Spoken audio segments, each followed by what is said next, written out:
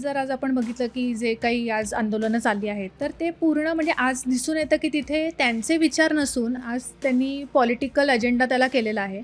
आंदोलन तुम्ही नीटची पेपर फुटी झाली त्याच्या विरोधात केलं होतं, पण तिकडे चालू काय आहे, त्या मंचावर कोण लोक येत आहेत हेही आपण बघायला पाहिजे. एक्झॅक्टली. टिळक आडनाव म्हटलं की त्याच्याबरोबर खूप मोठी जबाबदारी आहे आणि त्याचं एक वलय आहे. टिळक आडनाव हे कसं तुम्हाला लाईफमध्ये हेल्प करतं किंवा चॅलेंजेस तुम्ही कसे त्याच्यासाठी पुढे फेस करता? लहानपणी टिळक आडनाव हे याचं खूप कुतूहल वाटायचं की रिस्पॉन्सिबिलिटी किंवा काही ड्युटीज आहेत हे काय लहानपणी काही एवढं अवगत नसायचं. आणि मग आता जेव्हा मी स्वतःचा राजकीय प्रवास बघतो तेव्हा तर ऑलरेडी खूप मोठी रिस्पॉन्सिबिलिटी आहे. आणि नुसतंच मला नगरसेवक म्हणून निवडून दिलं आहे का तर नाही, पण एक त्यांनी अपेक्षा आहेत त्यांच्या, असं मला वाटतं की टिळक ह्या किंवा मुक्ताताईंचा हा मुलगा आहे मग काहीतरी तरी चांगलं करेल किंवा त्यांना एक विश्वास आहे की हा काही चुकीचं करणार नाही. तर तुम्हाला अशा काय गोष्टी दिसतात की ह्या पुण्यामध्ये बदल व्हायची गरज आहे? पुण्याला अनेक गरजा आहेत, एवढं झपाट्याने वाढतंय पुणे. पुण्याला सर्वात प्रथम ट्रान्झिट ओरिएंटेड डेव्हलपमेंटची गरज आहे. नमस्कार, मी सध्या काय करतेच्या आपल्या पॉडकास्टमध्ये आपलं स्वागत आहे. आज आपले मान्यवर पाहुणे आहेत कुणाल टिळक सर. पुणे महानगरपालिकेचे नगरसेवक म्हणून त्यांनी नागरिकांच्या प्रश्नांवर काम करत सक्रिय जनसेवा केली आहे. ते माजी महापौर आणि आमदार स्वर्गीय मुक्ताताई टिळक यांचे सुपुत्र असून लोकमान्य बाळ गंगाधर टिळक यांच्या समृद्ध वैचारिक आणि सामाजिक परंपरांचे वारसदार आहेत. आज त्यांच्यासोबत नेतृत्व, जनसेवा, पुण्याचा विकास आणि नव्या पिढीच्या राजकारणाबाबत आपण मनमोकळ्या गप्पा मारणार आहोत. तर आपल्या कार्यक्रमामध्ये सर सॉन्ते फूड्स या ब्रँडकडून, जो एक जॅगरी डार्क चॉकलेटचा ब्रँड आहे, त्यांच्याकडून हे रक्षाबंधन स्पेशल त्यांनी हॅम्पर काढलं आहे. तर हे थँक्यू सो मच. तुमच्यासाठी. थँक्यू. आणि अर्बन बागीचा नावाचा इंडोर प्लांट आणि गार्डनिंग सर्व्हिसेसचा ब्रँड आहे. सो त्यांच्याकडूनही तुम्हाला हे गिफ्ट. थँक्यू. थँक्यू. तर सर, टिळक आडनाव म्हटलं की त्याच्याबरोबर खूप मोठी जबाबदारी आहे आणि त्याचं एक वलय आहे. तर तुम्ही ह्या आडनावाला त्याची जबाबदारी म्हणून बघता किंवा त्याच्याबरोबर येणाऱ्या कोणत्या गोष्टी तुम्ही अशा स्वतःमध्ये तुम्ही अंगीकारल्या आहेत किंवा त्या तुम्ही तुमच्या डेली लाईफमध्ये तुम्ही त्याचा उपयोग करताय, किंवा टिळक आडनाव हे कसं तुम्हाला लाईफमध्ये हेल्प करतं किंवा चॅलेंजेस तुम्ही कसे त्याच्यासाठी पुढे फेस करता? सर्वप्रथम मला या आपल्या पॉडकास्टमध्ये इन्व्हाइट केल्याबद्दल खूप खूप धन्यवाद, आभार. आणि मी पॉडकास्टला येण्याच्या आधी आपले आधीचे पण काही बघितले पॉडकास्ट आणि खूप चांगलं कंटेंट तुम्ही मांडताय इंस्टाग्रामवर, त्याबद्दल तुम्हालाही खूप खूप अभिनंदन तुमचं आणि शुभेच्छा. टिळक नाव हे अनेक वेळेला मला प्रश्न विचारला गेला actually. It's not the first time की रिस्पॉन्सिबिलिटी आहे का बर्डन आहे, हे दडपण वाटतं का तुम्हाला. पण खरं म्हटलं तर लहानपणीपासून ते आत्तापर्यंत जो माझा प्रवास आहे, वेगवेगळ्या स्टेजेस ऑफ माय लाईफ बदलत गेलेला आहे विचार. की टिळक आडनावाबद्दलचा विचार बदलत गेलेला आहे माझा स्वतःचा, आणि मग लोकांचा दृष्टिकोन माझ्याबद्दलचाही बदलत गेलेला आहे. लहानपणी टिळक आडनाव हे याचं खूप कुतूहल वाटायचं. बरोबर. त्याची रिस्पॉन्सिबिलिटी किंवा काही ड्युटीज आहेत हे काय लहानपणी काही एवढं अवगत नसायचं. त्यामुळे अरे काहीतरी स्पेशल आहे, लोक विचारत आहेत अरे टिळक आहे, टिळक आहे, टिळक आहे, किंवा बोलतात आपल्या आडनावाबद्दल, किंवा इतिहासाच्या पुस्तकात आपल्या आजोबांचा उल्लेख आहे. टीचरनी तो इतिहासाचा पॅराग्राफ वाचायला चालू केलं की लगेच सगळी मुलं माझ्याकडे बघतायत. एक कुतूहल असायचं किंवा एक थोडंसं स्वतःबद्दलच फॅसिनेशन असायचं. मग जसं असं मोठं होत गेलो, कॉलेजमध्ये गेलो, किंवा मग माझ्या आईनी जसं राजकीय तिचा प्रवास पुढे होत गेला, जबाबदाऱ्या येत गेल्या त्याकडे, त्याप्रमाणे मग आईवडिलांनी थोडं कंडिशनिंग करायला चालू केलं की आपण सोसायटीमध्ये किंवा समाजामध्ये कशा प्रकारे वावरायला पाहिजे. बरोबर. त्याचबरोबर सोसायटीमध्ये कशा प्रकारे लोकांबरोबर बोलायला पाहिजे, टिळक म्हणून आपण काय गोष्टी करायला पाहिजेत, काय नाही करायला पाहिजे, हे सर्व सांगत गेले. आणि मग आता जेव्हा मी स्वतःचा राजकीय प्रवास बघतो तेव्हा तर ऑलरेडी खूप मोठी रिस्पॉन्सिबिलिटी आहे. बर्डन म्हणणार नाही मी, दडपण म्हणणार नाही, रिस्पॉन्सिबिलिटी आहे, खूप मोठी ड्युटी माझ्याकडे नागरिकांनी सोपवलेली आहे नगरसेवक म्हणून. आणि नुसतंच मला नगरसेवक म्हणून निवडून दिलं आहे का तर नाही, पण एक त्यांनी अपेक्षा आहेत त्यांच्या, असं मला वाटतं की टिळक ह्या किंवा मुक्ताताईंचा हा मुलगा आहे मग काहीतरी तरी चांगलं करेल किंवा त्यांना एक विश्वास आहे की हा काही चुकीचं करणार नाही. असं पण विचार माझ्या मनात येतो की नागरिक हे माझ्याकडनं मागतायत एक्सपेक्ट करतात की या चुकीचं काही करणार नाही, म्हणजे टिळक नावं लागलेलं आहे त्यासमोर. खरं. त्यामुळे असं इव्हॉल्विंग कन्सेप्ट्स आहेत माझ्या मनामध्ये की टिळक म्हणजे नक्की काय. आणि मला वाटतं की पुढच्याही काळात ते बदलत जाईल, जसं असा मी राजकीय प्रवास माझा पुढे जाईल किंवा पर्सनल माझी लाईफ पुढे जाईल, त्यामध्ये खूप मोठ्या प्रमाणात मला वाटतं की एक गायडिंग फॅक्टर जे आपण म्हणतो की त्या नावाचा एक गायडन्स मला मिळत राहील. खरं आहे. आता तुम्ही जसं म्हणालात की मी राजकीय प्रवास सुरू केला, तर तुमच्या आई ह्या म्हणजे अगदी प्रख्यात राजकारणामध्ये एक मोठं नेतृत्व होत्या. तर त्यांचा तुमच्या आयुष्यामध्ये कसा प्रभाव होता आणि तुम्ही राजकीय क्षेत्राकडे कसे वळलात? आईचा तसा प्रभाव म्हटलं तर राजकीय क्षेत्रामध्ये मी म्हणेन पूर्णतः आहे. का? कारण मी कधी राजकारणात मला यायचं नव्हतं आधी. आई पुण्याची महापौर झाल्यानंतरही मी UK ला शिकायला गेलो, LLM करायला गेलो. मग आता कसं लोकं मला विचारत होते, "अरे आई महापौर झाली आहे, तू काय बाहेर शिकायला चालला? इथे उलट तुला सगळं मिळेल. लोकं तुझ्या पुढे मागे फिरतील. कॉर्पोरेशनची कामं आहेत, एवढं सगळं आहे, पॉवर आहे." पण मला नव्हता त्यामध्ये इंटरेस्ट. आणि इवन मग आई आमदार झाल्यानंतर तिला कॅन्सर डिटेक्ट झाला. त्यानंतर कोविड आला. सो ऑटोमॅटिकली मग कोविडमध्ये रिस्पॉन्सिबिलिटीजही वाढल्या की मतदारसंघ सांभाळायचा आहे. सो आणि मग आईची तब्येत जशी डाऊन झाली तसं मग मतदारसंघ सांभाळायला लागलो. मग त्यामधनं इंटरेस्ट यायला लागला. पण आईनी मला स्पेसिफिकली मला तिने सांगितलं की मला वाटतं तू राजकारणात जावं. आणि म्हणून आई गेल्यानंतर मी राजकारणात सक्रिय झालो. आणि आत्ता निवडून आलो जानेवारीमध्ये. त्यामुळे मला वाटतं की तो प्रवास अजूनही चालू आहे, पुढे चालू राहील. कारण काय आता पूर्णपणे राजकारणात मी सक्रिय आहे. 24/7 राजकारण करतो. त्यामध्ये समाजामध्ये असतो, नागरिकांबरोबर असतो, पार्टीचं काम करतो, प्रवक्ता म्हणून पार्टीचं लाईन मीडियासमोर मांडतो. त्यामुळे इंटरेस्टही मला आलेला आहे, मला आवडतं ते काम. आणि मला वाटतं की त्यामुळे प्रभाव खूप आहे आईचा. तिने जर का सांगितलं असतं तर मी विचारही नसता केला राजकारणात जायचा. पण एक कुठेतरी तिने सांगितलं आहे, that was in the back of my mind, म्हणून मग राजकारणात एंट्री केली. राईट. आता आम्ही एक थर्ड पर्सन म्हणून कायम लोकमान्य टिळकांचे विचार आणि म्हणजे ते आमच्यावरती जरी डिरेक्टली आम्ही कोणीच रिलेटेड नसलो तरी एक त्यांचं तुम्ही आदर्श म्हणून त्यांना आपले मोठे म्हणून सगळेजणच आपण महाराष्ट्रामध्ये त्यांच्याकडे बघतो. पण तुमच्या परिवारात ते आहेत, तर तुम्ही लहानपणापासून असे कोणते त्यांचे विचार होते की जे तुम्ही आजही फॉलो करता आणि अशा कोणत्या आठवणी आहेत का की ज्या तुम्हाला तुमच्या आजोबांकडून किंवा वडिलांकडून काही कळायला असतील की ज्या तुम्हाला नक्की शेअर करायला आवडतील, ज्या लोकांना माहीत नाही आहेत आज टिळकांबद्दलच्या?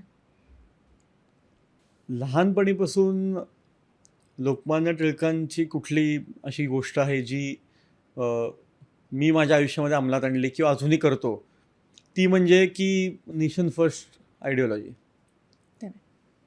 म्हणजे बाहेर शिकायला गेलो तरी पण माझा उद्देश हेच होतं की मला परत पुण्यात यायचं आहे, पुण्यात येऊनच काम करायचं आहे.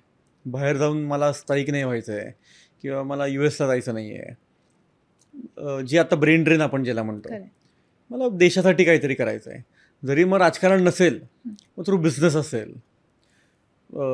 सर्व्हिस असेल, समाजकारण असेल, मल्टिपल अँगल्स असतील. मला समाजासाठी काहीतरी करायचं किंवा देशासाठी काहीतरी करायचं, ज्यातनं माझंही नाव होईल, समाजासाठी काहीतरी केलं जाईल आणि एक देशासाठी कॉन्ट्रीब्युटिंग फॅक्टर. मग तो खारीचाही वाटा असेल किंवा मुंगीचा वाटा असेल तरी पण चालेल, पण काहीतरी मला करायचं आहे. म्हणजे नेशन फर्स्ट आयडिओलॉजी जी म्हणजे टिळकांच्या ह्याच्यात तर होतीच, म्हणजे त्यांच्या कणाकणामध्ये मनामध्ये त्यांच्या होती असं मी म्हणेन. की त्यावेळेला तर म्हणजे एक 1881 साली जेव्हा केसरी मराठा न्यूजपेपर त्यांनी स्थापन केले, डी सोसायटी स्थापन झाली, फर्ग्युसन कॉलेज झालं, न्यू इंग्लिश स्कूल झालं, हे सगळं त्यावेळेला पारतंत्र्यात केलं. ते कोणासाठी केलं? समाजासाठी केलं, देशासाठी केलं, धर्मासाठी केलं. त्यामुळे मला पण त्यामधनं एकच असं होतं की बाबा जे काय करू ते भारतात येऊन करू किंवा भारतात करू. मग त्यामध्ये बाबा पैसे कमी मिळाले तरी चालतील किंवा क्वालिटी ऑफ लाईफ कमी असेल तरी पण चालेल. स्ट्रेस आपल्या इथे खूप असतो. तुम्ही जर का US UK जे आता आपलेच मित्र खूप मित्रमैत्रिणी असतात, फॅमिली मेंबर्स असतात, त्यांचं म्हणणं एकच असतं की आम्ही बाहेर का गेलो आहे, because there's good quality of life there. हो. पण तो माझ्या हे विचार होताच की थोडं बाबा स्ट्रेसफुल लाईफ असेल तरी पण चालेल, पण इथेच काम करायचं, आणि ते पण पुण्यात. का? कारण काय, पुण्याने एवढं सगळं मोठं सर्व दिलेलं आहे आम्हाला. ते टिळक परिवाराला. हं. स्वतः लोकमान्य टिळक रत्नागिरीचे पुण्यात आले, कर्मभूमी पुणे त्यांची. हं. त्यानंतर संपूर्ण आमचा टिळक परिवार पुण्यामध्येच. आणि पुणे जर का आपण बघितलं तर पेशव्यांच्या काळापासून, छत्रपती शिवाजी महाराजांच्या काळापासून ते पेशव्यांपासून ते लोकमान्य टिळक असतील, सावरकर असतील. सावरकर पण पुण्यातनं येऊन खूप त्यांनी कार्य केलं, होळी केली पहिले. हो. Pune was the centre of power in India असं मी म्हणेन. खरं आहे. महाराज पुणे जिल्ह्यातलेच. हो. बरोबर. पेशव्यांनी 115 वर्ष पूर्णपणे मराठा साम्राज्य पुण्यातनंच चालवलं. Tilak was the leader of the Indian independence movement. संपूर्ण तेव्हाच्या चळवळी किंवा काँग्रेसच्या मीटिंग्स किंवा काय स्ट्रॅटेजी करायची आहे हे आमच्याच टिळकवाड्यातनं व्हायचं. हो. त्यानंतरही सावरकर असतील किंवा गोपाळकृष्ण गोखले, रानडे, अनेक असे वैचारिक विचारवंत किंवा फ्रीडम फायटर्स असतील. स्वामी विवेकानंद येऊन गेलेत पुण्यात. त्यांना खूप मोठा तेव्हा टिळक आणि स्वामी विवेकानंदांची भेट झाली पुण्यात. बर. तेव्हा ते स्वामी विवेकानंद म्हणून ओळखले जात नव्हते, नरेंद्र म्हणून ओळखले जात होते. पण टिळक आणि ते एकत्र राहिले 5 दिवस. विचार त्यांचं काय तेव्हा त्यांचं देवणघेवण झाली असेल आपण विचारही करू शकत नाही. खरं आहे.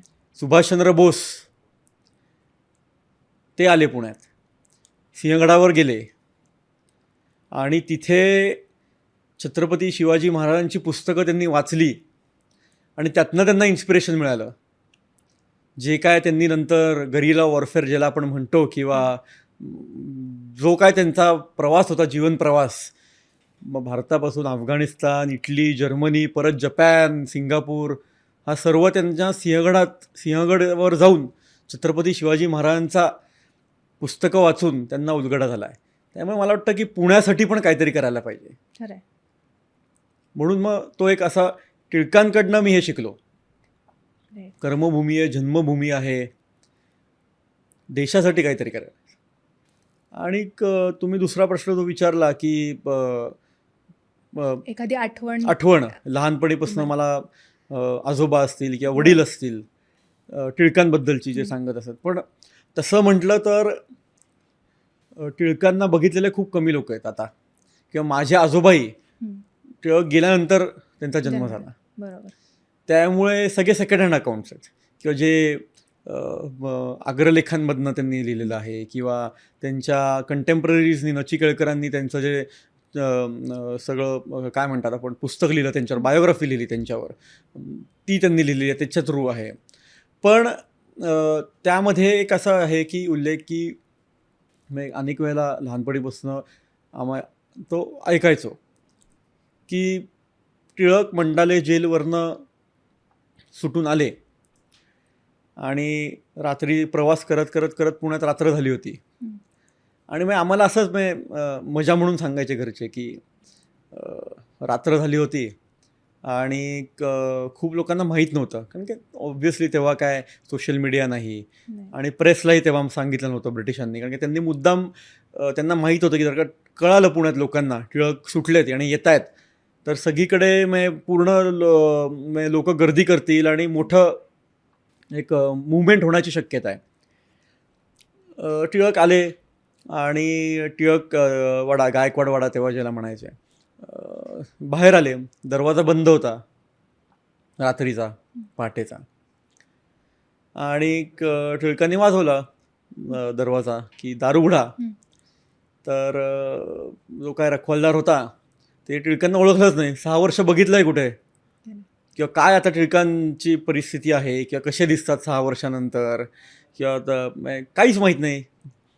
आणि त्यांनाच विचारलं, कोण तुम्ही, इतक्या रात्री कशाला वाड्यात यायचं आहे. आणि मग त्यांच्याबरोबरचे जे होते की त्यांना ऑफिसरने सांगितलं, हे स्वतः मालक आहेत वाड्याचे, त्यांना सोडा, टिळक आहेत. मग ती न्यूज पसरली आणि लाखो लोक गायकवाड वाड्यावर आली. पुणे शहरात आणि मुंबईमध्ये त्यांचा पूर्णपणे सगळीकडे जल्लोष झाला. एक अशीच ही गोष्ट सांगायची की बघा, एवढे मोठे असूनही त्यांना स्वतःच्या वाड्याचा दार ठकठकावं लागलं. तुम्ही त्यामुळे जास्ती हवेत उडू नका. तुम्हालाही अशी परिस्थिती येईल की लोक तुम्हाला प्रश्न विचारतील, तुम्हाला म्हणतील की काय करताय काय नाही. छोट्यातला छोटा माणूस तुम्हाला जमिनीवर आणू शकतो. असं साधारणतः एक प्रसंग सांगण्यामधून ते मोरल्स पण सांगायचे, ज्ञानबोध द्यायचे असं म्हणू शकेन. नक्की. आता तुम्ही प्रवक्ते आहात भारतीय जनता पक्षाचे, तर एक तुमच्यामध्ये जेनेटिकलीच म्हणता येईल की बोलण्याचं जे कौशल्य आहे ते आहे, पण तुम्ही प्रवक्ता म्हणून तुमचे काय व्ह्यूज आहेत किंवा तुम्ही पक्ष म्हणून तुमचे मत मांडता का तुमचे स्वतःचे पण त्याच्यामध्ये जे काही तुम्ही एक्सप्रेस करता ते त्याच्यामध्ये तेही पॉईंट्स असतात? नाही, जास्ती करून तुम्ही जेव्हा एका पार्टीला रिप्रेझेंट करता किंवा पार्टीचा रिप्रेझेंटेटिव्ह म्हणून तुम्ही मीडियासमोर जेव्हा जाता, प्रवक्ता म्हणून जेव्हा जाता, तेव्हा पार्टीची लाईन तुम्हाला ती हे करायची असते, ओढायची असते. बरोबर. पार्टीचे विचार काय आहेत, पार्टीच्या नेत्यांचे विचार काय आहेत, किंवा पार्टीला आत्ता काय बोललेलं सोयीस्कर आहे, किंवा त्या नेत्याला फॉर एक्झाम्पल देवेंद्र फडणवीस, त्यांना जर का त्यांच्या विरोधात कोण बोलत असेल तर मी स्वतः माझे विचार त्यात मांडीनच की मला काय वाटतं त्यांच्याबद्दल, किंवा कसे ते बरोबर आहेत, किंवा कसं त्यांनी चांगल्या प्रकारे काम केलेलं आहे. पण पार्टी पण आम्हाला एक हे देते, लाईन देते, की गाईडलाईन्स देते की तुम्ही अशा प्रकारे बोलायला पाहिजे, जेणेकरून कुठल्याही धर्माविरुद्ध, समाजाविरुद्ध, जातीविरुद्ध तुम्ही बोलणार नाही, किंवा असा तुम्ही कुठलाही वाक्प्रचार करणार नाही जेणेकरून मेन विषय राहून बाजूला पडेल आणि तीच कॉन्ट्रोवर्सी पुढे जाईल. त्यामुळे मला वाटतं की ते एक ट्रेनिंग पार्टी आम्हाला सर्वांना देते की कसं बोलायला पाहिजे, काय बोलायला पाहिजे, कशा प्रकारे तुमचं टोनिंग असायला पाहिजे, किंवा कशा प्रकारे तुम्ही क्वेश्चन्स किंवा आन्सर्स डिफ्लेक्ट करायला पाहिजे. तुम्हाला जर का त्याचं उत्तर माहीत नसेल किंवा देता येत नसेल किंवा अवघड असेल देणं, कशा प्रकारे ते हे करायचं, that's a skill, that's a काय म्हणतात ट्रिक ऑफ द ट्रेड. त्यामुळे मला वाटतं की स्वतःचेही विचार मला किती बोलायचे असतील तरी पण मी बोलू शकत नाही. फॉर एक्झाम्पल आत्ता सोनम वांगचुक, त्यांचा प्रोटेस्ट चालू आहे, अनेक माझे स्वतःचे विचार आहेत त्याबद्दल, पण मी ओपनली बोलू शकत नाही कारण मी प्रवक्ता आहे. मी काही जर का टाकलं ते पक्षाची लाईन आहे, किंवा तुमच्या पक्षाचा प्रवक्ता असं बोलतोय फॉर एक्झाम्पल, म्हणजे हे तुमच्या नेत्यांचे असेच विचार आहेत का असं इंटरप्रेट केलं जाऊ शकतं. बरोबर. त्यामुळे अनेक वेळेला रिस्ट्रिक्शन्सही येतात, किंवा आपल्याला थोडं कुठेतरी फुल स्टॉप द्यावं लागतं, थांबावं लागतं की मला नाही बोलायचं आता. बरोबर. मी अगदी त्याच कारणासाठी विचारलं, कारण आज म्हणजे तुमच्यासारख्या एक यंग नेतृत्व आहे की जे चांगल्या दृष्टीने काम कसं करता येईल किंवा आपल्याला आपल्या देशासाठी प्रेम आहे ह्या दृष्टीने तुम्ही विचार करताय. आणि तेच जर आज आपण बघितलं की जे काही आज आंदोलनं चालली आहेत, कॉक्रोच जनता पार्टीची असतील, तर ते पूर्ण म्हणजे आज दिसून येतं की तिथे त्यांचे विचार नसून आज त्यांनी पॉलिटिकल अजेंडा त्याला केलेला आहे आणि वेगळ्याच दृष्टीने ते चाललेलं आहे. मग आता त्याच्यामुळे दोन डिवाईड्स होणारच सोसायटीमध्ये, पण ते पूर्ण वेगळ्या धोरणास फॉलो करतात. तर तुम्ही म्हणून म्हटलं की तुम्ही तुमचे विचार पण जे आहेत ते तुम्ही ठामपणे त्याच्यात मांडू शकता का? म्हणजे आज आपण जर त्यांचं एक्झाम्पल घेतलं तर ते पूर्ण आता पार्टी साईडला गेलेले आहेत, वेगळ्या लेफ्ट साईडला पूर्ण त्यांचं चाललंय, नीटचा प्रश्न सोडून. तर त्याबद्दल तुम्ही काही सांगू शकता? एक्झॅक्टली, तुम्ही म्हटलं त्याप्रमाणेच आहे. तुम्ही आंदोलन कशासाठी केलं होतं? अगदी आंदोलन तुम्ही नीटची पेपर फुटी झाली त्याच्या विरोधात केलं होतं. आंदोलनाची प्रमुख मागणी काय आहे की धर्मेंद्र प्रधान शुड रिझाईन, त्यांनी राजीनामा द्यावा. पण तिकडे चालू काय आहे, आणि ती कॉक्रोच जनता पार्टी, त्यांनी हे आंदोलन केलं होतं. पण त्या मंचावर कोण लोक येत आहेत हेही आपण बघायला पाहिजे. Students Islamic Movement of India, याचा सय्यद इलियास रसूल, एक्स अध्यक्ष, एक्स प्रेसिडेंट, मनमोहन सिंगांनी त्या सिमी ज्याला म्हणतात Students Islamic Movement of India, त्याला टेररिस्ट ऑर्गनायझेशन म्हणून डिक्लेअर केलं आहे त्या गव्हर्नमेंटने. तेव्हापासून it's a terrorist organisation, banned terrorist organisation आहे. त्या माणसाला त्या मंचावर येण्याचं काय कारण आहे? अगदी. बरोबर आहे की नाही? हो.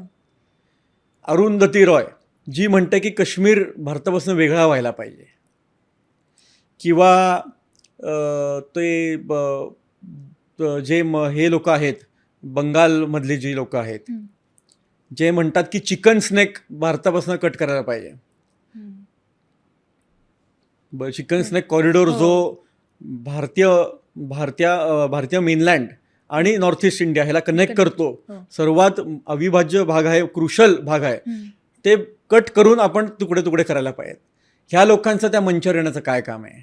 एक्झॅक्टली.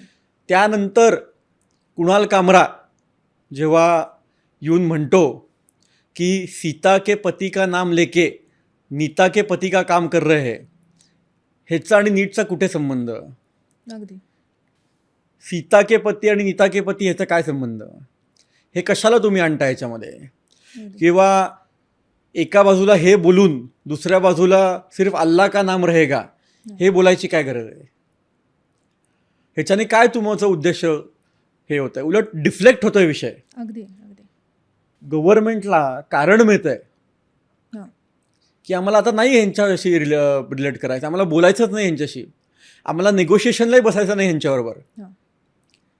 हे अशा प्रकारे जर का वागतायत तर मला निगोशिएशनला बस. त्यांनी विचार केला असेल की बाबा ठीक आहे, ह्यांनी आंदोलन केलं आहे, 7 दिवस झाले, असं फॉर एक्झाम्पल विचार केला असेल की जाऊन बोलू. पण हे सर्व जर जेव्हा विषय येतात तेव्हा कोण त्यांच्याशी बोलायला जाईल? अगदी. जर का तुम्ही नीटच्या पेपर फुटीमध्ये LGBT आणि हे सगळे विषय जर का आणले, चुकीचे विषय बरोबर विषय, मी त्याच्यात काहीच हात घालत नाही, पण हे विषय जर का आणले तर का तुमच्याशी गव्हर्नमेंट निगोशिएट करेल, डील करेल? अगदी. अशा प्रकारचं जेव्हा तुम्हाला भारत देशामध्ये एस्पेशली दिल्लीमध्ये जेव्हा आंदोलनं होतात, अनेक आंदोलनं झाली, शेतकऱ्यांचा प्रोटेस्ट झाला, तिथे पण तसंच. मग मध्ये ते दिल्ली युनिव्हर्सिटीचे प्रोटेस्ट झाले, JNUचे प्रोटेस्ट झाले. म्हणजे कुठे चाललेत हे सर्व लोक? अजेंडा काय आहे हे लोकांनी बघायला पाहिजे. अगदी. All India student federation AISF ह्याचे बॅनर्स सगळे इन्फ्लुएन्सर्स आणि सेलिब्रिटीज पोस्ट करवते इंस्टाग्राम स्टोरीजवर. अरे AISF ही कुठल्या पार्टीशी जोडलेली आहे? संलग्न आहे. Communist party of India Marxist बरोबर जोडलेली आहे. कम्युनिस्ट पार्टी ऑफ इंडिया मार्क्सिस्टने आत्तापर्यंत काय काय त्यांचे अजेंडे आहेत हे तुम्ही बघा. चिकन नेक कॉरिडॉर तोडायचं प्रमुख मागणी त्यांची आहे. कुठेही विचार न करता सिस्टमॅटिकली कशा प्रकारे आम्ही हे करू शकतो, तोडू शकतो, किंवा प्रोटेस्ट करायचं आहे म्हणून हिंदू धर्मविरोधी व्हायला पाहिजे का तो? एक्झॅक्टली. हो. आंदोलन करताय पण मग हिंदू धर्मविरोधी असायला पाहिजे का? ते विचार करण्याची गोष्ट आहे. मला अगदी तेच वाटत होतं की एक सामान्य नागरिक म्हणून आज मी जेव्हा ह्या सगळ्या घटनांकडे बघते तर मला म्हणजे तुम्ही प्रवक्ते आहात म्हणून मला हे तुम्हाला विचारावं असं वाटतं की ही जी माहिती आहे की कशा पद्धतीने तुम्ही हे विचार करा की कोण तिथे आहेत, तर हे एक पक्ष म्हणून अजून प्रखरतेने हे मांडलं पाहिजे का? की कारण कितीतरी आज नवीन पिढी आहे की ज्यांना त्याच्या मागची हिस्ट्री माहीत नाही की हे लोक आधी काय करत होते, त्यांच्या काय मागण्या होत्या. पण कारण हे आज सोशल मीडियावरती इतक्या वेगळ्या पद्धतीने मांडलं जातं आहे तर त्यांना असं वाटतं की ते बरोबर दृष्टीने चाललं आहे. तर एक पक्षाचे नेतृत्व म्हणून तुम्हाला जसं वाटतं का की ते अजून एक क्लॅरिटीनी पॉईंट बाय पॉईंट हे जास्त मांडलं पाहिजे आपल्या देशासाठी? हे भारतीय जनता पक्ष नुसतं नसून जसं तुम्ही म्हणालात की तुम्ही भारत देशाबद्दलचं प्रेम हे आज तुमच्यामध्ये आहे, म्हणजे आपल्या सगळ्यांमध्येच आहे, पण जे प्रखरतेने आहे तर हे जास्त अजून नीट मांडलं गेलं पाहिजे का? नक्कीच मांडायला पाहिजे, हा महत्त्वाचा मुद्दा आहे. मग कुठल्या पार्टीने मांडायला पाहिजे हा ज्या त्या पार्टीचा डिसिजन आहे, निर्णय आहे. बरोबर. मी जसं आत्ता म्हटल्याप्रमाणे जर का तुमचं आंदोलन हे संपूर्णपणे वेगळ्या दिशेने चालत असेल तर त्यांना परत फॉर एक्झाम्पल BJPने त्याच्यावर स्टेटमेंट करून त्यांना का पब्लिसिटी द्यायची? बरोबर. बरोबर आहे की नाही? हं.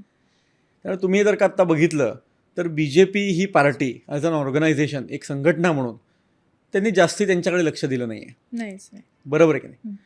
BJPच्याच मंत्र्याविरोधात हे आंदोलन चालू आहे, त्यांचंच रेजिग्नेशन मागतायत. पण त्या मंचावरचे तुम्ही भाषणं जर का बघितली तर धर्मेंद्र प्रधान शुड रिझाईन, त्यांनी राजीनामा द्यावा, ह्याच्या व्यतिरिक्तच भाषणं चालू आहेत. हो. मग BJP स्वतःच, BJPचे प्रवक्ते नॅशनल टेलिव्हिजनवर जाऊन ते विषय मांडून त्यांना का पब्लिसिटी येतील?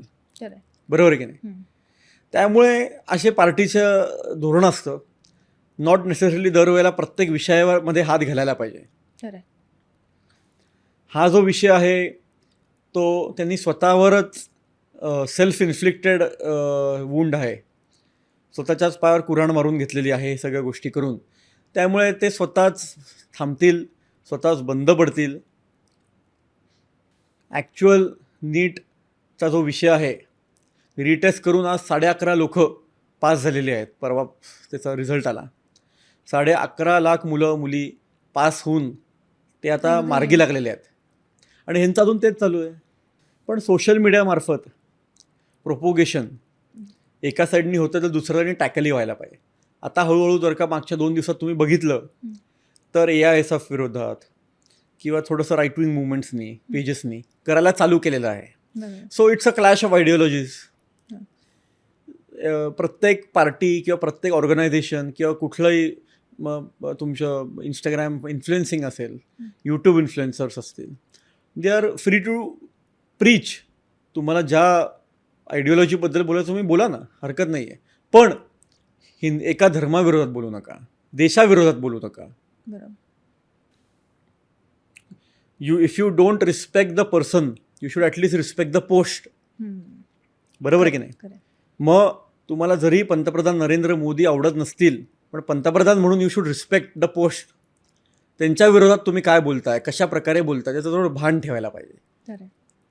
हे गोष्टी सर्व लक्षात ठेवायला पाहिजे असं मला वाटतं. अगदी. आता परत तुमच्यावरती ज्यांचा महत्त्वाचा इन्फ्लुअन्स, म्हणजे जरी लोकमान्य टिळकांचा आहेच आहे, पण सगळ्यात महत्त्वाचा म्हणजे तुमची आई मुक्ता टिळक यांचा होता, स्वर्गीय मुक्ता टिळक यांचा. तर त्यांच्याबद्दल आम्हाला काहीतरी तुमच्या आठवणी आणि त्यांचा राजकीय प्रवास किंवा त्यांच्या लाईफला जे तुम्ही बघून शिकला आहात त्याच्याबद्दल जाणून घ्यायला आवडेल.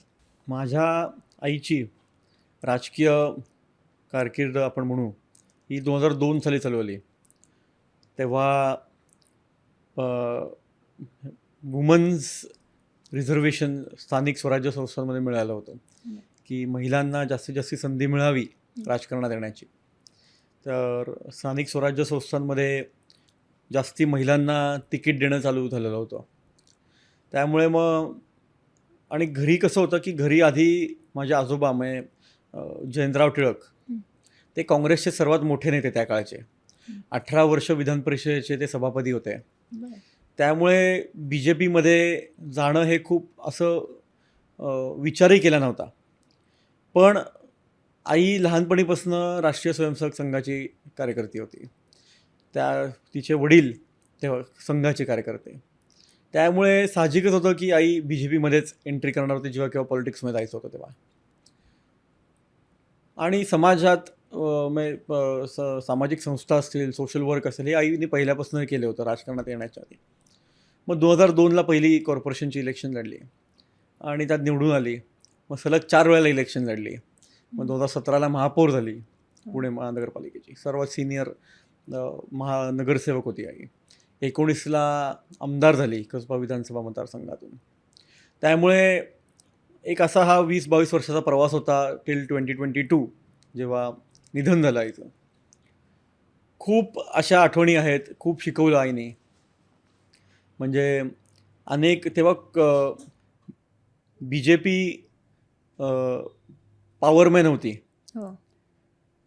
महानगरपालिकेतही नव्हती, राज्यातही नव्हती, 2004 नंतर देशातही नव्हती.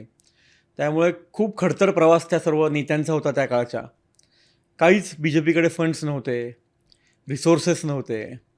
पण पुणे शहरात त्यांनी वाढवलं. मला आठवतं आहे की 2004-05चा काळ असेल. आई तेव्हा नारायणपेठेतून आमच्याकडे कायनेटिक बाईक होती, 2 व्हीलरवर आई वडगाव शेरीला जायची. तेव्हा वडगाव शेरीमध्ये काहीच नव्हतं. तेव्हा बहुतेक तिथे रानच असेल, माळ रानच असेल सगळं. थोडंसं काहीतरी डेव्हलपमेंट झाली असेल. वडगाव शेरीला जायची आई 2 व्हीलरवर मीटिंग्स घ्यायला, BJPच्या प्रचार प्रसार करायला. आणि त्याचा रिझल्ट आपल्याला नंतर दिसला की आज वडगाव शेरीमध्ये BJPची चांगली पॉवर आहे. त्यानंतर आई स्वतः प्रवास करत गोव्याच्या इलेक्शनला गेलेली आहे. गोव्याच्या इंटिरियर भागामध्ये जंगलांमध्ये प्रचार केलेला आहे. बापरे. त्यानंतर आईने वर्ध्याला जाऊन आनंदवन जे आहे हं. प्रकाश आमटे आणि विकास आमट्यांचं ह्याला मूळ, जिथे देवेंद्रजींचं मूळ गाव आहे ते मूळ त्याच्या पुढे चंद्रपूर जिल्ह्यामध्ये तिथे काम केलेलं आहे, समाजसेवा केलेली आहे, श्रमदान केलेलं आहे. आणि मीही तिकडे गेलो. त्यानंतर आईने मला पाठवलं मुद्दाम की तिकडे जा चंद्रपूरमध्ये, विकास आमट्यांचं काम बघ, किती खडतर काम आहे, किती अवघड काम आहे. अगदी. तिथे आदिवासी भागांमध्ये कशा प्रकारे त्यांनी त्या मुलांना शिकवलेलं आहे, स्वतः शेती करायला शिकवलेलं आहे, पाणी कसं साठवलं आहे, जिथे दुर्गम भाग आहे, पाऊस पियत नाही, तिथे कसं चांगलं काम केलेलं आहे. तिथे नक्षलाईट भाग आहे तरी पण काम करतात, जाऊन बघ म्हणून मी पण गेलो. तिथे 7-8 दिवस राहिलो विकास आमट्यांबरोबर. अशा अनेक काय म्हणतात गोष्टी आईने मला शिकवल्या. तिने ज्या गोष्टी केल्या त्या मला तिने फोर्स नाही केल्या, पण तिने सांगितलं हे तू करायला पाहिजे. मला वाटतं एक्सपिरियन्स करायला काय हरकत आहे. अगदी. महापौर झाल्यानंतरही मी जेव्हा डिसिजन घेतला की मला UK जायचं आहे शिकायला, तेव्हा पण ती असं म्हटली की बाबा काही प्रॉब्लेम नाही, हरकत नाही आहे, उलट चांगलं आहे, बाहेर जाऊन शिकतोयस, इथे मी माझं काम चालू आहे माझं. तेव्हा जस्ट तिला कॅन्सर पण डिटेक्ट झाला होता, first time breast cancer detect झाला होता. पण तरी पण ती म्हटली की नाही जा तू शिकून ये परत.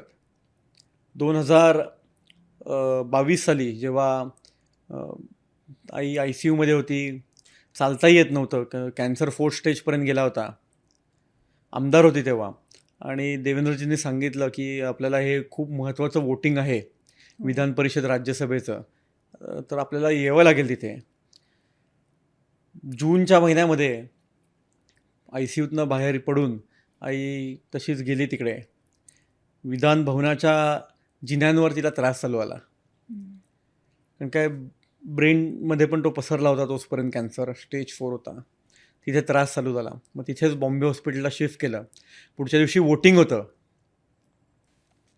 डॉक्टरांनी सांगितलं होतं की हे खूप ॲडव्हान्स झालेला आहे, तुम्हाला लगेच रेडिएशन करावं लागणार आहे, तुम्हाला त्वरित इथे तरी ट्रीटमेंट घ्या किंवा पुण्याला जाऊन ट्रीटमेंट घ्या, पण हे तुम्ही दगदग करू नका. पण फक्त आणि फक्त देवेंद्रजींनी सांगितलं म्हणून आई बॉम्बे हॉस्पिटलमधनं ICUमधनं कशी बशी तरी त्या ॲम्ब्युलन्समधून, ते सगळे आपण बघितले दृश्य न्यूजवर, अगदी. ॲम्ब्युलन्समधून विधान भवनात वोटिंगला गेली. आणि ती जे विधान परिषदेचे जे वोटिंग केलं आईने आणि राज्यसभेला, दॅट वॉज द फॅक्टर सत्ता बदल महाराष्ट्रात त्या वोटमुळे, त्या इलेक्शनमुळे झाली आहे. त्या वोटिंगनंतर एकनाथ शिंदे आणि त्यांचा पूर्ण गट हा सुरत मार्गे पुढे आसामला गेला. वोट करून ते गेले, नंतर कोणाला दिसले नाहीत ते 15-20 दिवस. पण ते एवढं क्रुशल होतं, देवेंद्रजी का म्हणत होते, आणि आईला ते कळालं की फक्त आणि फक्त देवेंद्रजींसाठी मी हे करते. त्यांनी सांगितलं आहे, ते म्हणतात ते काही चुकीचं करू शकत नाहीत, काहीतरी त्यांचं आहे मनात. त्यामुळे महाराष्ट्रात आज सत्ता बदल झाला, आणि आपल्याला आज जी सरकार दिसते ते त्या वोटिंगमुळे दिसते असं मला वाटतं. खूप त्यामुळे शिकण्यासारखं होतं, मी इन्स्पिरेशन होतं. मी तेव्हा स्वतः तिकडे होतो, मला दिसत होतं की तब्येत काय चांगली नाही आहे, खालावती आहे. वोटिंग करून आम्हाला परत पुण्यालाही जायचं होतं. त्या प्रवासामध्ये कसं जाईल माहीत नाही, प्रवासामध्ये दगदग, खड्डा किंवा काय थोडंसरी व्हायब्रेशन झाले जाणवले तर ब्रेनला त्रास होऊ शकेल, स्ट्रोक होऊ शकेल. पण तरी we took the risk, she took the risk basically, कारण तिला ते करायचं होतं. कारण काय कधीही आम्ही भारतीय जनता पार्टी किंवा देवेंद्र फडणवीस असतील ह्यांच्या विरोधात जाण्याचा विचारही केला नाही. आईने केला नाही म्हणून मीही कधी केला नाही. आई गेल्यानंतर मला कसबा विधानसभेचं तिकीट नाही दिलं, आम्ही फॉर्म भरू शकलो असतो, अपक्ष फॉर्म भरू शकलो असतो, फॉर्मही भरला नाही. का? फक्त आणि फक्त देवेंद्र फडणवीस घरी आले म्हणून. त्यांनी घरी येऊन सांगितलं की नका भरू, कुणाल तुझ्यासाठी वेगळा विचार आहे. ती जी दृश्य तुम्ही म्हणालात ती अजूनही सगळ्या मला वाटतं महाराष्ट्राच्या लक्षात आहेतच, आणि त्याचं जे तुम्ही नेशन फर्स्ट जे तुम्ही तुमचं तुमच्यामध्ये जे तुम्ही म्हणालात आहे मेन गोष्ट जी आपण म्हणतो व्हॅल्यू आहे ती मला वाटतं तिथे सगळ्या भारतानेच पाहिली मुक्ता टिळक यांच्या त्या म्हणजे एक सॅक्रिफाईस म्हणता येईल आपल्याला आणि त्यांच्यामधलं ते प्रेम होतं भारताचं ते आम्ही नक्कीच बघितलंय. लॉयल्टी काय असतं ते हो. मी त्या दिवशी बघितलं. खरंच आहे खरंच आहे. आणि त्यामुळे मग तिकीट मिळाल्यानंतर काही प्रश्नच नव्हता फॉर्म भरण्याचा किंवा दगाबाजी करण्याचा. खरं आहे अगदी. लोकांनी मला अजूनही म्हणतात की तुम्ही चान्स घालवला, तू आमदार झाला असतास तेव्हा, हम्म, तू फॉर्म भरून टाकायला पाहिजे होता, बरोबर माघार घेतली असती पार्टीने. हम्म, पण नाही, नाही. आम्हाला एकदा आमच्या नेत्यांनी सांगितलंय, देवेंद्रजींनी सांगितलं, म्हटलं नाही, loyalty to one person, to one party, to one ideology, hmm. To the nation. अगदी. आणि खूप मोठी गोष्ट आहे की आजच्या ह्याच्यामध्ये लोक इतक्या सहजतेने गोष्टी आपली पार्टी असेल किंवा इवन डेली लाईफमध्ये इतकं पटकन आपल्या आयडिओलॉजी चेंज करतात ऑपॉर्च्युनिटी मिळत असेल तर. पण तुम्ही तुमचं जे वारसातून तुम्हाला जे मिळालं आहे की लॉयल्टीचं जे व्हॅल्यू मिळाली आहे ती तुम्ही अगदी जपली आहे. तर आज तुम्ही पुण्यामध्ये आज तुम्ही एवढं काम करताय तर तुम्हाला अशा काय गोष्टी दिसतात की ह्या पुण्यामध्ये बदल व्हायची गरज आहे आणि त्या दृष्टीने तुम्ही काय करण्याचं तुमचं एक पुढच्या एक 4-5 वर्षांसाठी आपण जर म्हटलं तुमचे काय प्लॅन्स आहेत? पुणे हे भारतातलं सर्वात मोठं फास्टेस्ट ग्रोईंग राजधानी नसलेलं शहर आहे, कुठल्याही राज्याची राजधानी नसलेलं शहर आहे. हां. पुण्याला अनेक गरजा आहेत. एवढं झपाट्याने वाढतं आहे पुणे, एवढी लोकं पुण्यात राहायला येत आहेत. IT हब आहे, मॅन्युफॅक्चरिंग हब आहे. आज पुण्यामध्ये अनेक मोठमोठ्या संस्था आहेत, कंपनीज आहेत, नामवंत IT पार्क्स आहेत, ग्लोबल हब आहे मॅन्युफॅक्चरिंगचं. एअरपोर्टची गरज आहे चांगल्या आपल्याला. खूप कंपनीज एअरपोर्ट नसल्यामुळे मागच्या काळात गेले आपल्याकडनं, हैदराबादला शिफ्ट झाले, बँगलोरला शिफ्ट झाले. पुण्याला सर्वात प्रथम मला वाटतं की ट्रान्झिट ओरिएंटेड डेव्हलपमेंटची गरज आहे. आज आपण बघतोय की ऑलरेडी मेट्रोचे 2 रूट चालू झालेले आहेत, त्याचं विस्तारीकरणही चालू झालेलं आहे, त्याला मान्यताही मिळालेली आहे, चांगल्या प्रकारे मेट्रोवर काम चालू आहे. पुढच्या 10 वर्षात संपूर्ण पुणे शहरात जाळं होणार आहे. खडकवासला टू खराडी, कात्रज टू पिंपरी चिंचवड, निगडी प्राधिकरण, हिंजवडी टू शिवाजीनगर, त्याच्याही पुढे परत आपल्याला एअरपोर्टपर्यंत ती ओढली जाईल. जेव्हा केव्हा पुरंदरचा एअरपोर्ट होईल पुढच्या 10 वर्षात तेव्हा तिथपर्यंत ती मेट्रो लाईन ओढली जाईल. पूर्ण जाळं मेट्रोचं बसणार आहे. त्यामुळे मला वाटतं की मेट्रो ओरिएंटेड म्हणजे ट्रान्झिट ओरिएंटेड डेव्हलपमेंट आपल्याकडे व्हायला पाहिजे. मेट्रो कुठनं जाती आहे, मग मेट्रोला लास्ट माईल कनेक्टिव्हिटी कुठे आहे, त्याप्रमाणे डेव्हलपमेंट व्हायला पाहिजे. म्हणजे मेट्रोचा रूळ इकडनं जातो आहे, त्याला आता FSI त्याला वाढवून मिळतो आहे, तिथे त्याप्रमाणे बिल्डिंग्स बनायला पाहिजेत. बरोबर. जिथे पार्किंग चांगलं आहे, जिथे तुम्हाला मोठे वाईड रोड्स आहेत की बसेस येऊ शकतात तिकडनं मेट्रो स्टेशनपर्यंत, लोक पेडेस्ट्रियन फ्रेंडली असायला, फुटपाथ चांगले असायला पाहिजेत. त्यामुळे मला वाटतं की खूप मोठी संधी आहे ही पुणे शहराला. मेट्रोचं एका ठिकाणी जाळं होतं आहे, आपण त्याप्रमाणे डेव्हलप जर का झालो तर पुढच्या 10 वर्षात आपण मुंबईच्या लेवलवर असू असं मला वाटतं. आणि मी आत्ता ह्या पुढच्या 10 वर्षामध्ये मी डिसिजन मेकर आहे, निवडून आलेलं, लोकांनी मला पुढच्याही काळात निवडून दिलं तर I will be a decision maker असं मला वाटतं. नक्कीच. म्हणजे छोटा मोठा निर्णय नगरसेवक म्हणून मी घेऊ शकतो, माझ्या प्रभावापुरता घेऊ शकतो. I am the decision maker तिथे. त्यामुळे मला त्याप्रमाणे काम करायचं आहे. बरोबर. आज जर का तुम्ही बघितलं तर छोटी छोटी शहरं परदेशातली पेडेस्ट्रियन फ्रेंडली आहेत, चांगल्या प्रकारे पब्लिक ट्रान्सपोर्ट आहे तिकडे, रस्ते मोठे आहेत. आपल्याकडे आपण करू शकतो. त्याला एक वेगळा approach to city development, town planning बरोबर. असायला पाहिजे असं मला वाटतं. टाऊन प्लॅनिंगकडे आपण अनफॉर्च्युनेटली अजूनपर्यंत भारतात एक वेगळं सायन्स म्हणून बघत नाही. जर का बघितलं तर आपली शहरंही वर्ल्ड क्लास असतील. म्हणजे मला पुण्याला असं पुढच्या 10-15 वर्षात बनवायचं आहे की परदेशातनं लोक म्हणायला पाहिजे की मी पुणे बघायला चाललो आहे. आज आपण म्हणतो ना की मला टोकियो बघायचं आहे, मला टोकियोमधली पब्लिक ट्रान्सपोर्ट सिस्टीम बघायची आहे, मला लंडन बघायचं आहे. लंडनमधलं मला त्यांनी हेरिटेज कसं डेव्हलप केलं आहे, मेंटेन केलं आहे ते बघायचं आहे मला न्यूयॉर्क बघायचं आहे. न्यूयॉर्कमध्ये कसं एवढ्या मोठ्या बिल्डिंग्स बांधल्या आहेत आणि कशा प्रकारे त्यांचं सगळं चालतं हे बघायचं आहे. तसं पुढच्या काळात पुण्यामध्ये व्हायला पाहिजे. टुरिझम म्हणजे हे सगळं करून जेव्हा टुरिझम वाढेल, आपलं टुरिझम ही खूप अंडर युटिलाइज्ड ॲस्पेक्ट आहे पुण्याचा. शनिवार वाडा ग्रेड ए हेरिटेज स्ट्रक्चर, जिकडनं इतक्या वर्ष 115 वर्ष पेशव्यांनी मराठा साम्राज्य चालवलं, देश चालवला. किती मोठा शनिवार वाड्याचं आपण प्रमोशन करायला पाहिजे, मार्केटिंग करायला पाहिजे, सिंहगडाचं करायला पाहिजे, आपल्या पुण्याच्या संस्कृतीचं करायला पाहिजे. पुणेरी पण आपलं काही असू दे, पुणेरी पण जे आहे पुणेरकरांचं, मग त्यात पुणेकर झोपतात दुपारी 1 ते 4, किंवा पुणेकर टोमणे मारतात, किंवा पुणेकर थोडंसं उलटंच बोलतील काय विचारलं तर जरा किंवा पुणेकर जेवढं केवढं हवे तेवढंच बोलतील तुमच्याशी. घरी आलं तरी 2च बाकरवडी देतील खायला. पण ह्याचं सगळं कॅच करायला पाहिजे असं मला वाटतं. बरोबर आहे. हे सॉफ्ट पॉवर आपण यूज करायला पाहिजे. असं प्रत्येक शहराने केलं ना तर ऑटोमॅटिकली भारताची सॉफ्ट पॉवर वाढेल.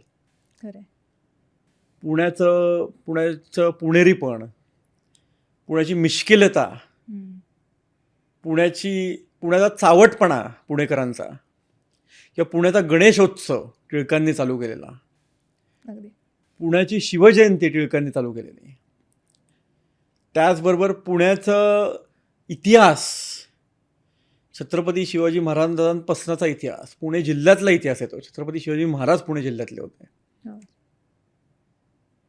पेशव्यांपर्यंत ते टिळकांपर्यंत, ते आज जर का आपण बघितलं तर पर्सिस्टंटचे आनंद देशपांडे एवढे मोठे उद्योजक आहेत. कल्याणी घराणं आहे, पुनावाला आहेत, ज्यांनी संपूर्ण देशाला कोविडचं वॅक्सिन दिलं, जे पुनावाला सिरम इन्स्टिट्यूट पुण्यात आहे. ह्याचं सगळ्याचं सॉफ्ट पॉवर मार्केटिंग करणं खूप गरजेचं आहे, जेणेकरून लोकांना कळेल की पुणे शहर आहे इथे. इंडियात एक पुणे शहर आहे, मुंबईच्या जवळचं शहर नाही. आज आपण फॉरेनला गेल्यावर वेर आर यू फ्रॉम, मी म्हणतो की I am from Pune, where is it, it's a city 3 hours from Mumbai. हे सांगण्यापेक्षा I am from Pune, the land of Chhatrapati Shivaji Maharaj, I am from Pune, the land of Lokmanya Tilak, I am from Pune, the land of the global festival that is called Ganeshotsav. जेव्हा स्पेनचा ला Tomatina festival जगभरात पसरू शकतो, तर आपला गणेशोत्सव का नाही पसरू शकत? अगदी बरोबर आहे की नाही? अशी माझी विजन आहे पुण्यासाठी. फक्त डेव्हलपमेंट नाही, तर development through culture, through people. पुणेरी पण आम्हाला जगभरात नाही. अगदी बरोबर. आता आपण एंडकडे आला आहोत, तर एक छोटासा रॅपिड फायर आहे तुमच्यासाठी. तर पहिला प्रश्न, तुम्ही लोकप्रिय निर्णय घेणं का योग्य निर्णय घेणं, काय जास्त महत्त्वाचं आहे? Depends on the situation. लोकप्रिय निर्णय अनेक वेळेला लोकप्रिय का असतात हे ते निर्णय घेतल्यावर लोकांना कळतं. खरं आहे. योग्य निर्णय जेव्हा तुम्हाला घ्यायचा असतो तेव्हा त्याच्या मागची पार्श्वभूमी लक्षात घेणं खूप गरजेचं आहे. मी म्हणेन की डिपेंड्स ऑन द सिच्युएशन. माझ्यासमोर कुठला पत्ता खेळला गेला आहे त्याच्यावरनं मी डिसिजन. दूरदृष्टीने काम करणं का अंमलबजावणी त्या क्षणी करणं, काय जास्त महत्त्वाचं आहे? दूरदृष्टीने काम करणं. अंमलबजावणी तुम्ही त्या क्षणाला केली ती त्याच्यावर मलमपट्टी केल्यासारखं आहे. बरोबर. पण दूरदृष्टी ठेवून जर का तुम्ही अंमलबजावणी केली तर ती तुम्हाला पुढे खूप आयुष्यात उपयोगी पडेल असं मला वाटतं. निवडणूक जिंकणं जास्त महत्त्वाचं आहे की लोकांचा विश्वास जिंकणं? लोकांचा विश्वास जिंकणं. अनेक वेळेला राजकारणात लोकांचा विश्वास जिंकल्यावरच तुम्ही निवडणुका जिंकू शकता. बरोबर. डायरेक्ट तिकीट दिलं पार्टीनी, तुम्ही उभे राहिले पडणार जर का लोकांनी तुमच्यावर विश्वास नाही ठेवला तर. मी आता तेच म्हटलं, पंतप्रधान नरेंद्र मोदींवर लोक का विश्वास ठेवतात? निवडणुका ते जिंकत आलेले आहेत, पण लोकांनी विश्वास ठेवला त्यांच्यावर की हा माणूस काही चुकीचं करू शकणार नाही. बरोबर. हा देशासाठी विचार करतोय, हा आमच्यासाठी विचार करतोय माणूस. म्हणजे लोकांनी विश्वास आहे, लोकांना विश्वास आहे त्या नावावर, त्या चेहऱ्यावर, ते जे काय बोलतं त्याच्यावर विश्वास आहे म्हणून निवडून देत आहेत. खरं आहे. म्हणून 300 पार सलग 12 वर्ष सत्ता चालू आहे. तरुण नेतृत्व जास्त प्रभावशाली आहे की अनुभवी नेतृत्व? अनुभवी. राजकारणात अनुभवासारखा लर्निंग एक्सपिरियन्स कुठेच नाही. तरुण नेतृत्व प्रभावशाली असू शकतं, पण तेवढंच रॅश पण असू शकतं. बरोबर. प्रभावशाली होता होता रॅश डिसिजन्स पण घेतले जातात. हम्म. अनुभवी नेतृत्वाला माहिती आहे की माझा प्रभाव कुठे पडायला पाहिजे, कधी पडायला पाहिजे, कोणासमोर पडायला पाहिजे. बरोबर. मला वाटतं की पण शेवटी अनुभव पण तुम्हाला कधी येतो, जेव्हा तुम्ही तारुण्यामध्ये राजकारण चालू करता. बरोबर. मग तो अनुभव जेव्हा तुम्हाला येतो तेव्हा nothing like it. Devendra Fadnavis for example. हो. म्हणजे जसं तुम्हाला तुमच्या आईंकडून जे बाळकडू मिळालं की तुम्ही स्वतः जाऊन कित्येक ठिकाणी काम केलेलं आहे. फक्त तुम्ही त्या घराण्यातून आहात म्हणून तुम्हाला त्याचं प्रिव्हिलेज नाही आहे, तर तुम्ही त्याच्यावरती काम करून आज तुम्ही इथे आहात. तर मला वाटतं नक्कीच. तसं जर तरुण नेतृत्वाने केलं तर ते जास्त अजून नक्कीच. छान बघायला आवडेल. नक्कीच. वारसा जपणं जास्त महत्त्वाचं आहे की भविष्य घडवणं? वारसा जपत भविष्य घडवणं. माझ्या आईची टॅगलाईन होती आमदारकीची, वारशाला जोड नेतृत्वाची. बरोबर. आज मी टिळक घराण्यातला आहे. मला लोक नावं पण ठेवतात की टिळके म्हणून ह्याला राजकारणात आलेला तिकीट मिळत आहे. पण नाही, मी आय एम प्राऊड की मी टिळक घराण्यातला आहे.